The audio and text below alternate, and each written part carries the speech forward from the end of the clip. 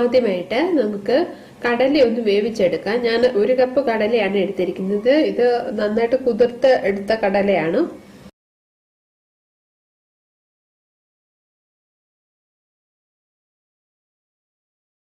നമ്മള് നല്ല ബ്ലാക്ക് കളറിലെ കടലക്കറിയാണ് ചെയ്യുന്നത്. അതിനായിട്ട് ഒരു വെള്ള തുണിയിലേക്ക് നമ്മൾ ഒരു പട്ട, ഒരു സ്റ്റാർ, 2-3 ഗ്രാമ്പു, 3 ഏലക്ക എന്നിവ ഇട്ടിരിക്കുകയാണ്. ഇതിലേക്ക് 1 സ്പൂൺ തേയിലപ്പൊടി ചേർത്തിരിക്കുകയാണ്.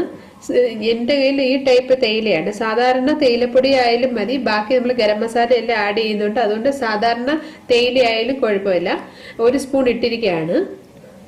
ഞാനിപ്പോൾ ചെറിയ 1 സ്പൂൺ തേയിലയാണ് ചേർക്കുന്നത്. നന്നായിട്ട് ബ്ലാക്ക് കളർ വേണമെങ്കിൽ 2 സ്പൂൺ തേയില ഇടാവുന്നതാണ്. ഞാനിപ്പോൾ കുറച്ച് കളറിലുള്ള